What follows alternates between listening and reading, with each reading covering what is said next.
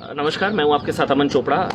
हामिद अंसारी का इंटरव्यू जब करने गया था तो ये नहीं सोचा था कि मतलब इस तरह की बातें होंगी, और बातें तो सामान्य थी, सवाल भी सामान्य ही थे जो हम लोग आमतौर पर डिबेट्स में पूछते हैं। लेकिन हैरानगी बस इस चीज की थी कि हामिद अंसारी से आज तक ये सवाल पूछे नहीं गए थे।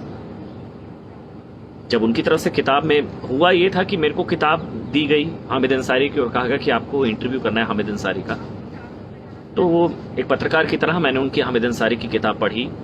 मैंने उनसे मुख्य अंश उनकी किताब के जो थे उनको समझा, देखा। मुझे लगा कि इस पर सवाल उठाने चाहिए। ज्यादातर किताब के जो अंश थे उसमें एक चीज सबसे ज्यादा कॉमन थी, वो बार बार उस चीज का जिक्र कर रहे थे कि सेकुलरिज्म जो है वो गवर्नमेंट की वोकेबलरी से अब गायब हो चुका है। तो मेरे को एक चीज ये सबसे ज्यादा जो खटकी, मुझे लगा कि इस पे शायद सेकुलरिज्म की परिभाषा क्या होती है भाई, मतलब धर्मनिरपेक्षता किसे कहते हैं। मुझे ये लगा ये उनसे पूछना चाहिए। इसके अलावा उनके कई इस तरह के विवादित बयान थे, उसमें भी उनकी तरफ से कहा गया कि मेरे कार्यकाल की, उनकी किताब मैंने पढ़ी उसमें लिखा गया कि मेरे कार्यकाल 10 साल का मेरा कार्यकाल रहा, उसके कार्यकाल के जो अंतिम 2 हफ्ते थे उसमें कई तरह के विवाद रहे।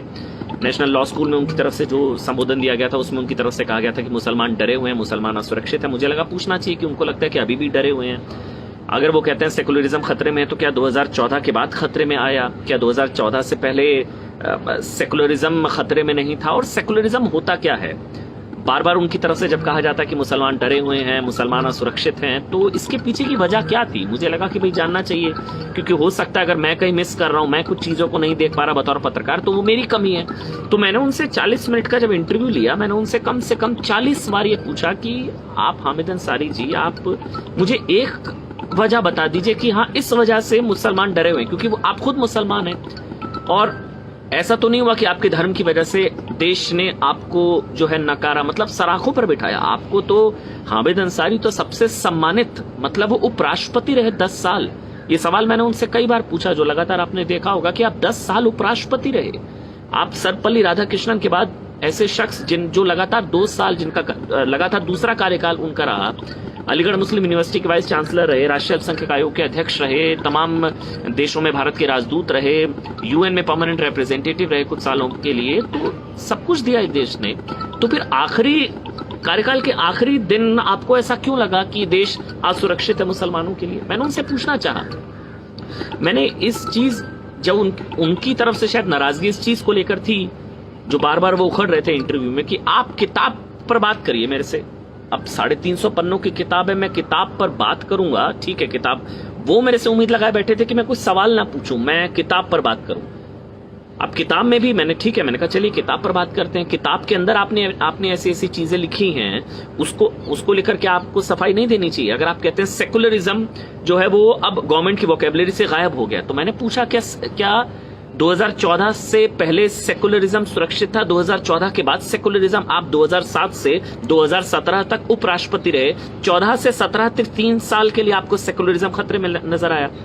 क्या 14 से पहले सेकुलरिज्म सुरक्षित था? और सेकुलरिज्म का मतलब क्या होता है, धर्मनिरपेक्षता क्या होती है? जब आप अपने आप से पूछा, मैंने उनसे कई बार पूछा, उन्होंने इस चीज का जवाब नहीं दिया। मैंने उनसे पूछा भाई क्या जब 2014 से पहले जब हिंदू आतंकवाद की थ्योरी दी गई थी तो क्या वो सेकुलरिज्म था? जब उनसे इस तरह की बात मैंने पूछी कि जब प्रधानमंत्री मनमोहन सिंह ने कहा था कि देश के संसाधनों पर पहला अधिकार मुसलमानों को, वो तुष्टीकरण की पराकाष्ठा थी। सोचिए कह दिया जाए कि देश के संसाधनों पर पहला अधिकार हिंदुओं का, क्या होगा? बवाल हो जाएगा। लेकिन जब पूर्व प्रधानमंत्री मनमोहन सिंह ने कहा कि देश के संसाधनों पर पहला अधिकार मुसलमानों का, वो सेकुलरिज्म, मतलब सेकुलरिज्म क्या होता है? एक धर्म को नीचा दिखाना वो सेकुलरिज्म होता है, हिंदुओं को आतंकी कहना वो सेकुलरिज्म होता है, या देश के संसाधनों पर पहला अधिकार मुसलमानों का ये कहना सेकुलरिज्म होता है, मुस्लिम वोट बैंक को अपीस करना ये सेकुलरिज्म होता है, या सेकुलरिज्म होता है कि सबकी भावनाओं का ख्याल रखना? मैंने उनको उदाहरण दिए। हाल ही में तांडव सीरीज आई जिसमें किस तरह से हिंदू सेंटिमेंट्स को हट किया गया। अब अवेकनिंग देखिए, मैंने उनको बताया कि ये है ना सेकुलरिज्म, कि वो सीन हटाने के लिए उनको कहा गया, सुप्रीम कोर्ट ने कहा कि आप ऐसे सेंटिमेंट्स को हट नहीं कर सकते। ये है असल सेकुलरिज्म। सेकुलरिज्म मतलब होता है सर्व धर्म समभाव, मतलब सभी धर्म एक समान, किसी की अपीजमेंट नहीं। ये सेकुलरिज्म नहीं होता है कि आप जो है किसी एक धर्म को आप नीचा दिखाए। मुनव्वर फारूकी के केस में क्या हुआ था? जब माता सीता का अपमान और तमाम वो कॉमेडियन, थर्ड क्लास कॉमेडियन जो इस तरह की अपमान करते हैं हिंदू देवी देवताओं का, सेंटिमेंट हर्ट करते हैं सस्ती कॉमेडी के चक्कर में, सस्ते प्रचार के चक्कर में, मध्य प्रदेश हाईकोर्ट ने कहा this man should not be spared. Munawar Faruqui, supreme court ने तांडव के केस में कहा कि अभिव्यक्ति की आजादी में आप इस तरह से सेंटिमेंट हर्ट नहीं कर सकते हैं। यह है सेकुलरिज्म। किस जमाने में जी रहे हैं हम?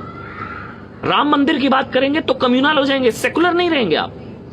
हिंदू आतंकवाद की बात करेंगे तो आप सेकुलर हो जाएंगे। सीए की बात करेंगे, भाई अगर रिलीजियस परसिक्यूशन माइनॉरिटीज का पाकिस्तान में, बांग्लादेश में, अगर हिंदू, सिख, ईसाई, पारसी, इन सबका अगर रिलीजियस परसिक्यूशन हो रहा है, उनकी बात करना ये कम्युनलिज्म हो जाता है, ये सेकुलरिज्म इससे खतरे में आ जाता है। ट्रिपल तलाक खत्म करने की बात करिए। क्या हुआ था शाहबानो मामले में जब राजीव गांधी ने सुप्रीम कोर्ट के फैसले को पलट दिया था? वो सेकुलरिज्म था। ये मैंने सवाल जानना चाहा, मेरे मन में बहुत सवाल थे।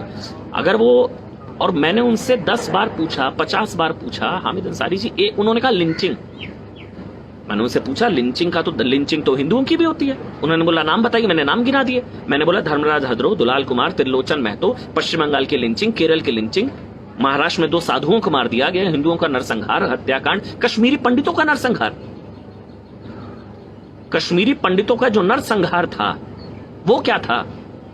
वो लिंचिंग नहीं थी, वो सेकुलर लिंचिंग थी। अच्छा, लिंचिंग भी बड़ी, वो कम्युनल लिंचिंग, सेकुलर लिंचिंग होती है। Presenting B News app available on Google Play and App Store. Download it now.